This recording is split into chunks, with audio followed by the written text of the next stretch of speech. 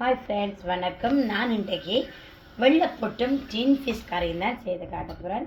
அதோட தக்காளி பழம் போட்டு ஒரு நல்ல பொரியல் செய்ய போகிறேன். ஓகே, இப்போ டின் ஃபிஷ் கறி செய்வோம். செய்முறைக்குள்ள போவோம். இப்போ நான் ஒரு 2-3 மேசக்கரண்டி எண்ணெய் சேர்க்கிறேன். ஓகே, இப்போ எண்ணெய் சூடாகட்டுக்கும். அதுக்கப்புறம் பார்ப்போம். இப்போ பார்த்தீங்கன்னா சட்டி சூடாகிட்டு நான் கடுகு உளுந்து அதை மிக்ஸ் பண்ணி வச்சுருக்கிறேன். நான் கடுகு உளுந்தை இதோட சேர்க்குறேன். இப்போ இதோட இப்போ இது கொஞ்சம் வந்த உடனே இப்போ நான் வெங்காயம் சேர்க்கிறேன். வெங்காயம் எள்ளி சேர்க்கிறேன்.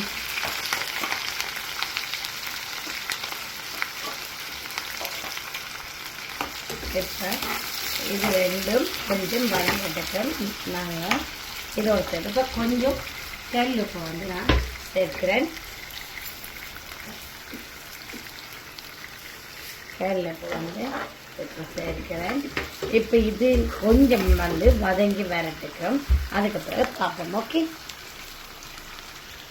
இப்போ பார்த்தீங்கன்னா வெங்காயம் வதங்கி இருக்கு. இப்போ நான் இந்த டின் ஃபிஷ்ஷுக்குள்ள நான் ஒரு கத்திரிக்காயை எடுத்து வச்சுக்கிறேன்.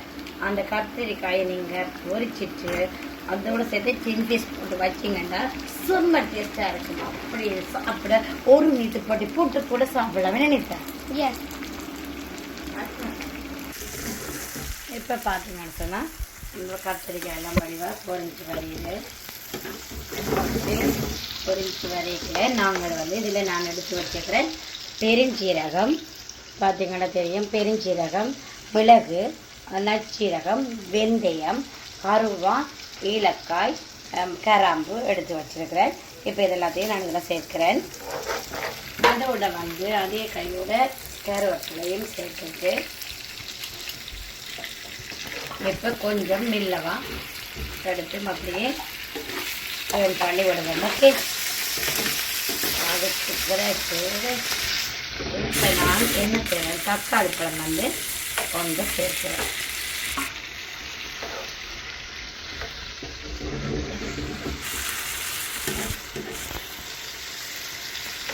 ஓகே, இதுவும் சேர்ந்து கொஞ்சம் வதங்கட்டுக்கும். அதுக்கு பிறகு பார்ப்பேன். இப்போ நான் மெல்லவாக இப்படி எல்லாத்தையும் வடிவாக எடுத்து இது செய்துட்டு மிடில்லையே ஒயிலுக்குள்ள நான் ஒரு 2 மேசக்கரண்டி 2-2.5 மேசக்கரண்டி உங்களோட உரைப்புக்கு ஏற்ற மாதிரி நீங்கள் தூள் சேர்க்கலாம். நான் இப்போ 2.5 தான் சேர்க்கிறேன். அப்புறம் அந்த எண்ணெய்க்குள்ளேயே நாங்கள் கொஞ்சம் வதங்க விடுவோம். அப்போ தான் அது நல்ல ஒரு இதாக வரணும்.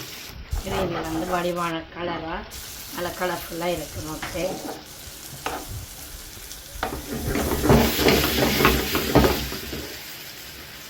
மெல்லவா வறுத்து விட்ட மசாலா. ஓகே, இப்படி வதங்கி வரட்டுக்கும். இப்போ நான் கரைச்சி வச்ச புளியை சேர்க்கிறேன். இதோடையே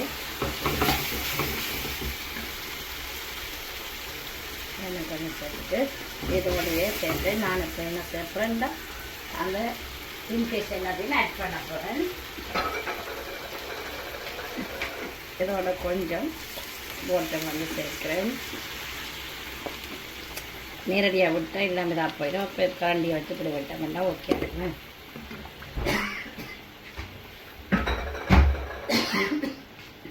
இப்போ நான் இதோட சேர்த்து எல்லாம் ஆல்ரெடி ஃபேஸ் ஸ்கின் எல்லாம் இல்லாமல் வடிவாக செய்து வடிவாக நீட்டாக வடிவாக கழுவி வச்சுருக்கிறேன். இப்போ எல்லா ஃபேஸையும் இதுக்குள்ள நான் சேர்க்கிறேன்.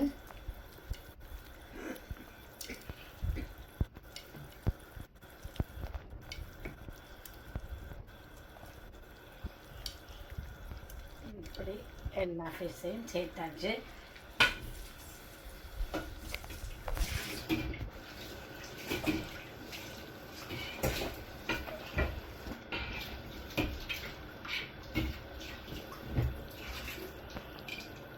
இப்போ இப்படியே நாங்கள் மெல்லவா எல்லாமே சேர்த்துட்டு ஒரு 10 to 15 மினிட்ஸ் வந்து நாங்கள் திறக்காமல் இப்படியே மூடி போட்டு மூடி விடுவோம். ஓகே, இப்போ 15 நிமிஷத்தால் நாங்கள் பார்ப்போம்.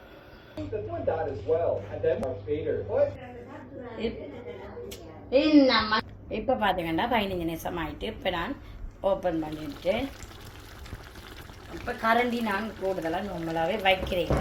இப்படி மெல்லவா நாங்கள் ஷேக் பண்ணி விட்டோம் மனுஷன், அப்படி லைட்டாக செய்த மனுஷன். ஓகே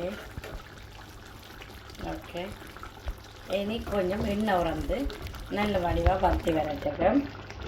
இப்படி சட்டியை நீங்கள் மெல்லவா அப்படி செய்து ஆட்டினாலே ஓகே. என்ன சொல்ல நெடுகளை நாங்கள் வச்சோம்னா அந்த ஃபிஷ் எல்லாமே இந்த பாருங்கள் இப்போ போட்ட மாதிரியே இருக்கும். இந்த ஃபிஷ் எல்லாம் பார்த்தீங்கன்னா தெரியும், இந்த போட்ட மாதிரி அப்படியே இருக்கும் கரையாமல்.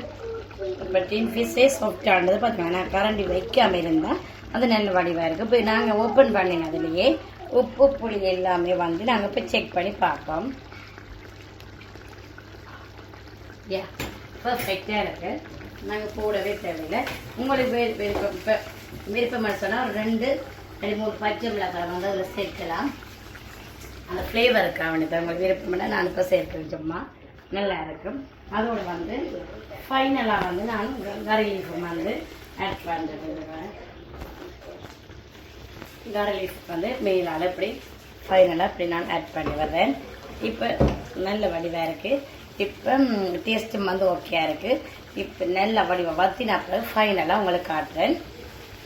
இப்போ பார்த்தீங்கன்னா ஃப்ரெண்ட்ஸ் இந்த பாருங்க நல்ல வடிவாக நல்ல வத்தி எண்ணெய் உறந்து நல்ல வடிவாக வந்துட்டு இங்கே பார்த்தீங்கன்னா தெரியுங்களா எல்லாமே வந்து நல்ல வடிவாக அப்படியே முழுசாக வடிவாக இருக்குது. பார்த்தீங்களா கரையாமல் அப்படியே டீன் ஃபிஷ் எல்லாம் நல்ல பீசஸாகவே இருக்குது.